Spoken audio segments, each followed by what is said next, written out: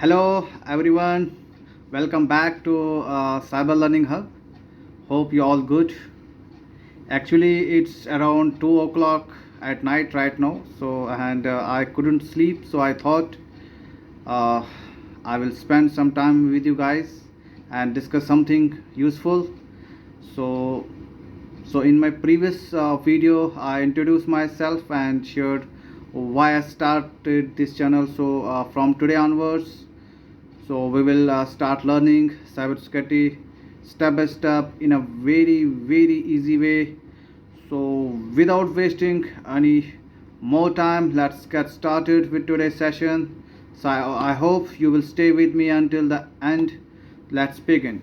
So before we talk about malware, viruses, phishing, ransomware, brute force attacks, password spray attacks, SQL injection, session hijacking, keyloggers, or any other cyber attacks. So we first need to understand the basic foundation of the cybersecurity. Suppose like building a house, before we building the walls and roof, and you first need a strong foundation. So similarly, before learning about any cyber attacks, so that foundation attacks, so we first need to understand the basic foundation cyber security. So that foundation is called CIA trade. So what is CIA trade? CIA trade, it stands for C is a confidentiality, and I is a integrity, A is a availability. So these are the three core principles of the information security, right? So every organization, whether it is a bank, it's a hospital, government offices, schools, or IT company, builds its cybersecurity program around protecting these three principles. So why do we need the CI traits, right? So now you may ask, so why should I learn this before learning about cyber attack? So the answer is simple.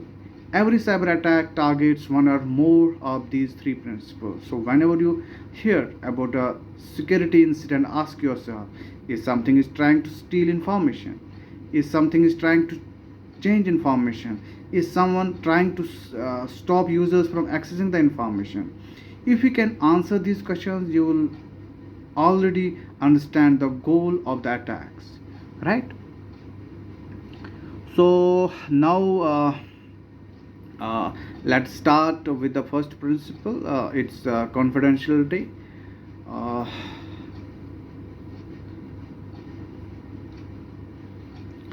so confidentiality, how I can explain this? So it is means keeping our information secret.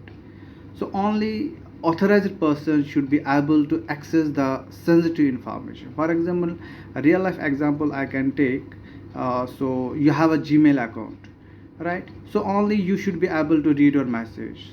So if someone else log in your account and reads your emails without permission, so that we can say your confidentiality has been breached.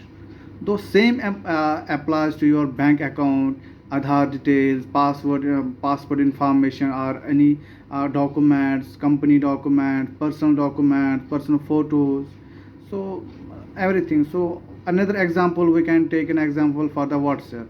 You send a WhatsApp message to your friend, because WhatsApp uses a end-to-end encryption, right? So end-to-end encryption means only you and your friend can read the message, so no one can see your message, right?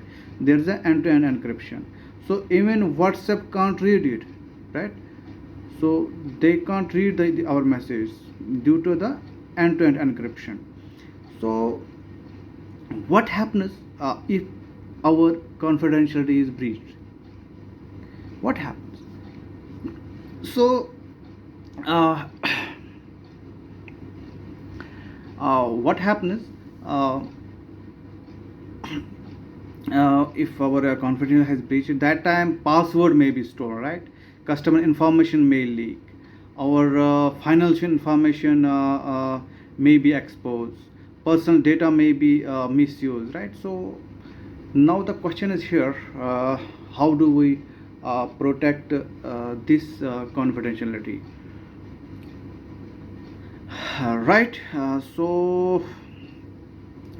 We should protect it by using the strong passwords, multi-factor authentication (MFA), access encryption, access controls, data loss prevention (DLP).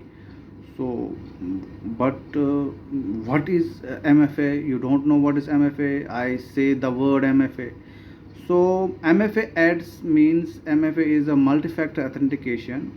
So MFA adds an extra layer of the security when log in. For example, after entering your password, right? So you log in your account. After entering your password, you also need to enter an OTP which sent to your mobile number. So even if someone steals your password, so it is harder for them to access your account, right? Because there is a MFA, there is a multi-factor authentication. Your account can't be logged in only with the password, it needs also OTP from your mobile. So it is a strong authentication, it is a very strong authentication. So so it means, so another concept, so it is a MFA, right? So this is a very big concept. So I can't explain all these things here, but I will try to explain this in very simple way. So another thing is encryption. So encryption means, encryption converts data into an unreadable format. Means, unreadable format means, so no one can read this, right? So if our message is hello, how are you, right? I am sending this message to my friend, hello, how are you. When I use the encryption here, right, when I use the encryption here, so it converts it into the unreadable format. Suppose it converts into XX2223345 something like. So when it enters, when it so no one can see. So if hackers try to see this message, so he can't able to see, because there is a encryption, there's an encryption, the file is in unreadable format, right? So unreadable format. So in the same way, suppose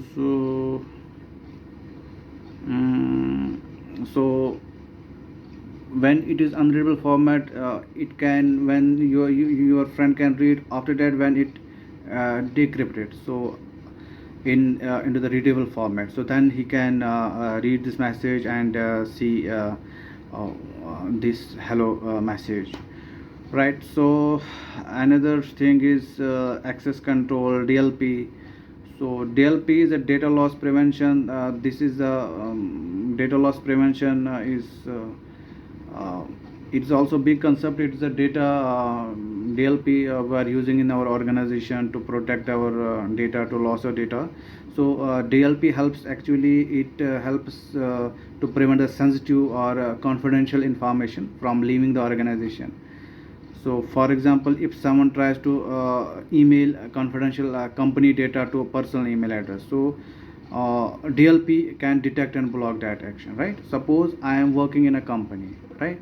I can example. So in my computer there is a company data. So if I think I want to send this information to my personal email, right? So if there is a DLP in our environment, so automatically DLP can detect it and it can block that action, right? So this is the use of DLP. So it has, if I can explain the DLP, it takes 2 to 3 months to explain. It's a very big concept, encryption. These are the very big topics. So but in simple words, some basic things I can tell you. So you can also do self studying and read what it is. But I hope in future lectures I will explain these things, but it can't complete in month, 2 months. It can take uh, years, 2 year, 1 year, 3 year. So it's a very big things. So but so now another principle is integrity. So second principle is integrity. So integrity means ensuring, means that information remains accurate. For example, uh, our information remains same. It can't be, so no one can change your data. Means it should be, our information should be remains accurate, complete, unchanged unless modified by authorized person. Example, for example, your bank account has 50,000 in your account. So without permission, if someone changes it to 5,000 without your permission, and someone log in your account and change this amount and transfer to anyone, so your account is now 5,000. So data has lost its integrity, so it changed. So imagine your school marks card are changed by someone without authorized person, right? So it's also integrity. So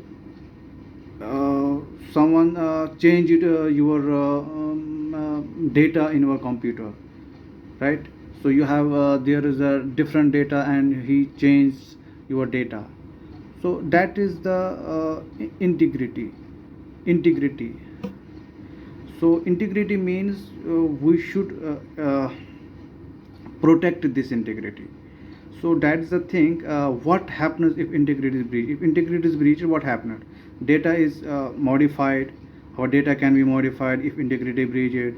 Important files are deleted. Someone can access our server and deleted our important files. So our data. So it can affect if the integrity breached.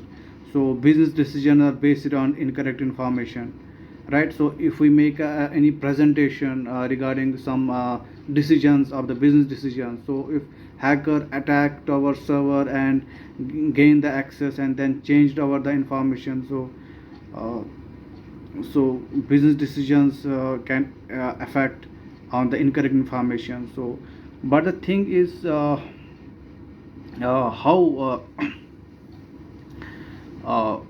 we should protect this integrity.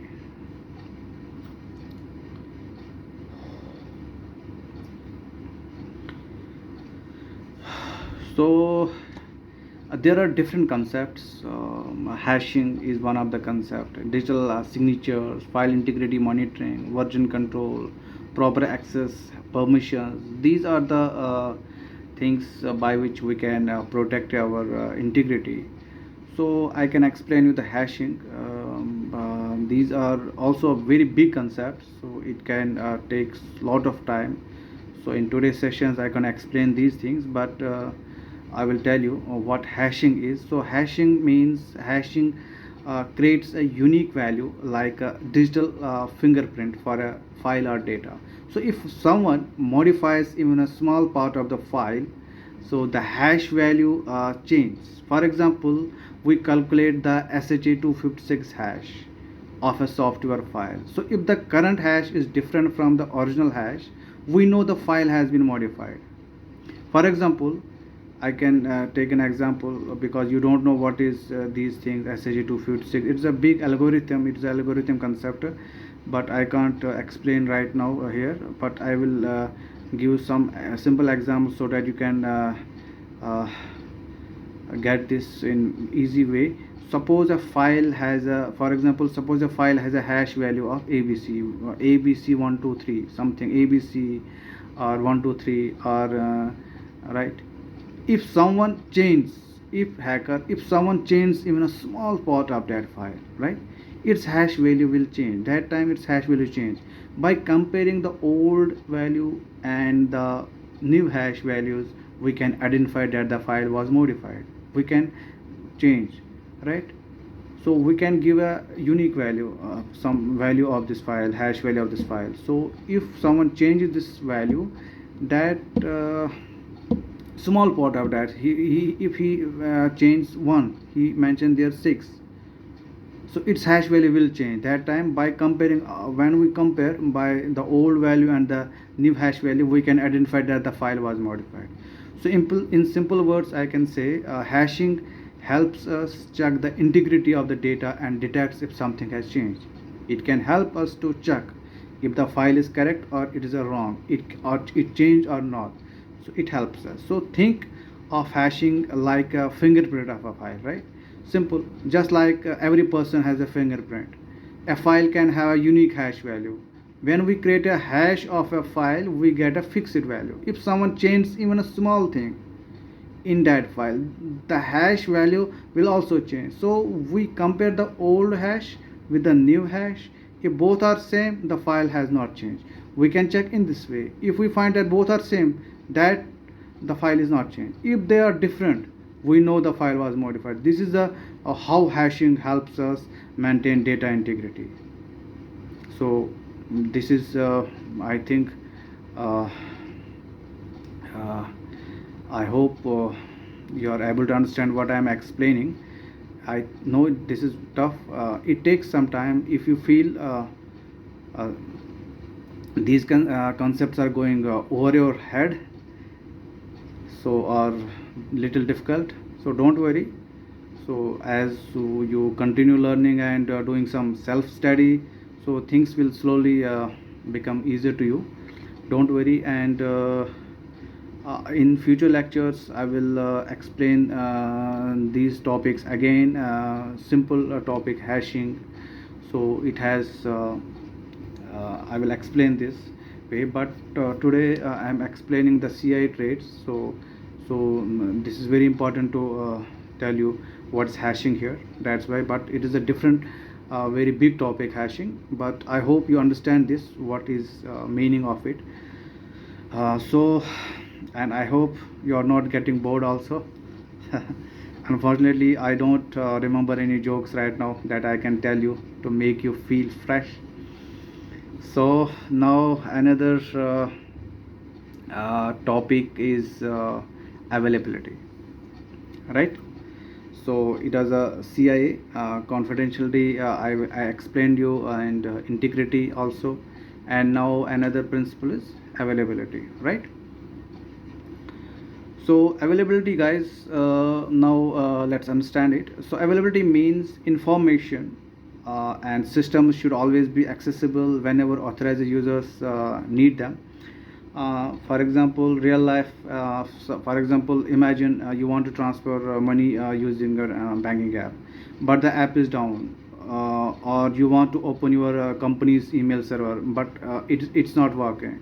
This means availability has been affected. So what happens if the availability is breached? So websites stop working, application become are not available, right? So business operations stop, customers can't access the services. How do the question is here now, how do we protect this, right? Availability. So I will explain now. So we use their regular backups, we use their disaster recovery, their high availability HA, and also redundant servers and DDoS protections, UPS and backups we can also use. So availability means the data, applications and systems, you know, that should be available and working whenever authorized users need them. So when you need, suppose you want to log in your JK Bank MPay account application, sometimes it is down, so you need this application right now. So it means it should be available. So right, for example, imagine you want to transfer. So I have already gave this example, but banking server is down, you can't transfer the money, or you need to access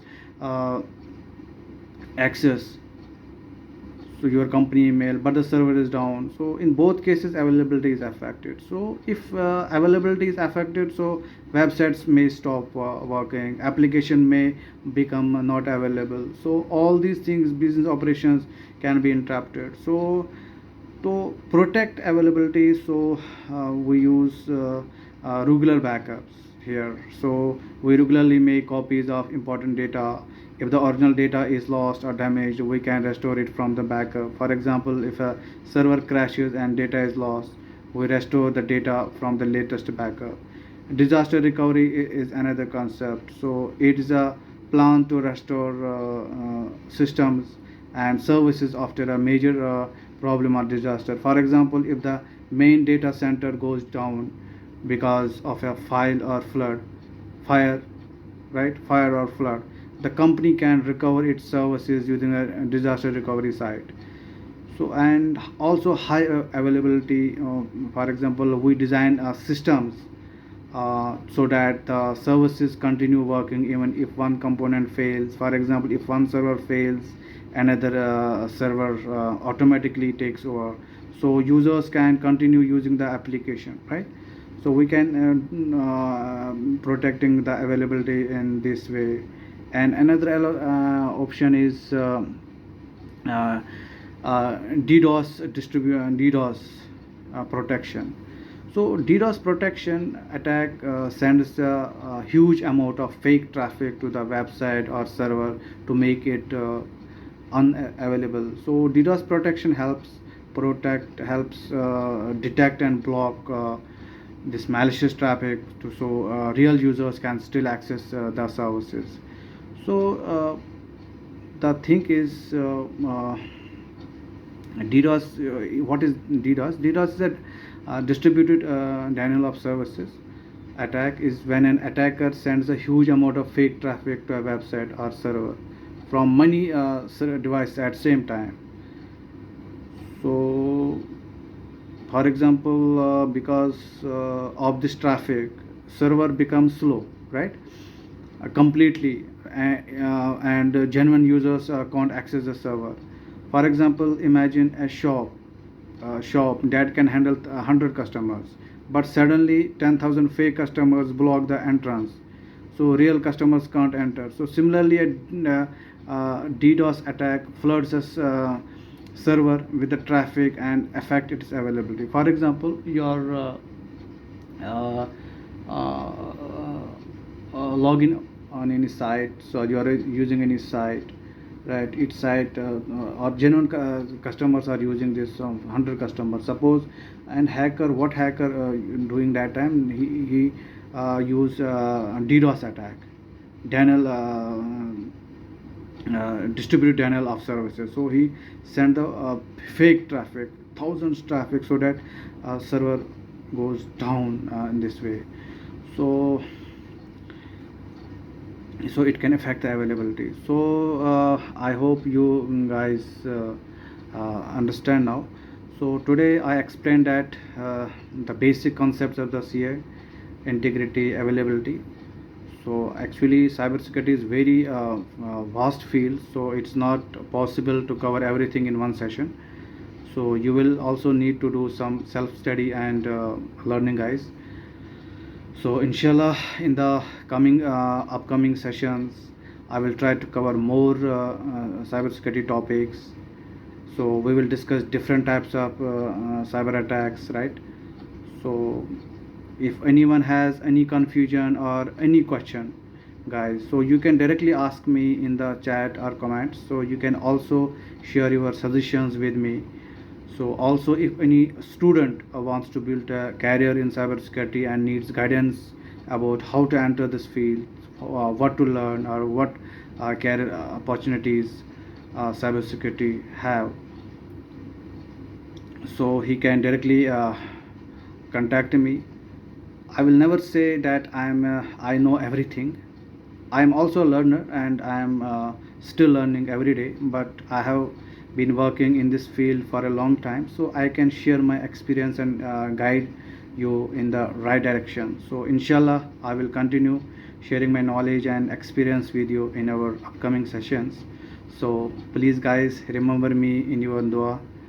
So thank you so much for your time today, guys. Thank you.